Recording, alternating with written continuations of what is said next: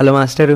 ఏమండే మేడం గారు, ఇవాళ మనం తింటే మనసుకి కడుపుకి సూపర్ హాయిగా ఉండే మంచి ఫ్రూట్ కస్టర్డ్ గురించి మాట్లాడుకుందాం అండి. చల్లటి ఫ్రూట్ కస్టర్డ్ మీద నేతిలో వేయించిన జీడిపప్పు పలుకులు జల్లుకొని తినండి. ఒక 2 గిన్నెల కస్టర్డ్ అయినా అవలీలగా తినేస్తారండి. 1 లీటర్ ఫుల్ ఫ్యాట్ పాలని అడుగు మందంగా ఉన్న గిన్నెలో పొంగు వచ్చేదాకా మరగబెట్టుకోండి. 1 లీటర్ పాలకి 65 గ్రాముల కస్టర్డ్ పౌడర్ ని మంచినీళ్లు పోసుకొని ఉండలు లేకుండా కలుపుకోండి. ఒక విస్కర్ తో పాలని కలుపుతూ కస్టర్డ్ పేస్ట్ ని పాలల్లోకి వేసేయండి. కస్టర్డ్ పేస్ట్ ని వేసినప్పుడు పాలను విస్కర్ తో కలుపుతూనే ఉండాలి, లేదంటే ఉండలు కట్టేస్తుంది. జాగ్రత్త. కస్టర్డ్ చిక్కబడ్డాక ఇందులోకి 1 కప్పు పంచదారను వేసుకోండి. పంచదార మొత్తం కస్టర్డ్ లో కలిసిపోయిన తర్వాత ఒక అరడబ్బా కండెన్స్డ్ మిల్క్ ని కస్టర్డ్ లోకి వేసేయండి. ఇదంతా పొయ్యి సన్నటి సెగ మీద ఉంచుకొనే చేసుకోవాలి, గుర్తుంచుకోండి. కస్టర్డ్ అడుగంటటం సహజం, అలా అని చెప్పి అదే పనిగా కింద నుండి గీకకండి. కస్టర్డ్ మీకు ఇష్టమైన కన్సిస్టెన్సీలోకి వచ్చిన తర్వాత పొయ్యి మీద నుండి దించేసుకోండి. చిక్కబడ్డ కస్టర్డ్ వేడన్నదే లేకుండా చల్లారాలి, గుర్తుంచుకోండి. చల్లారిన కస్టర్డ్ లోకి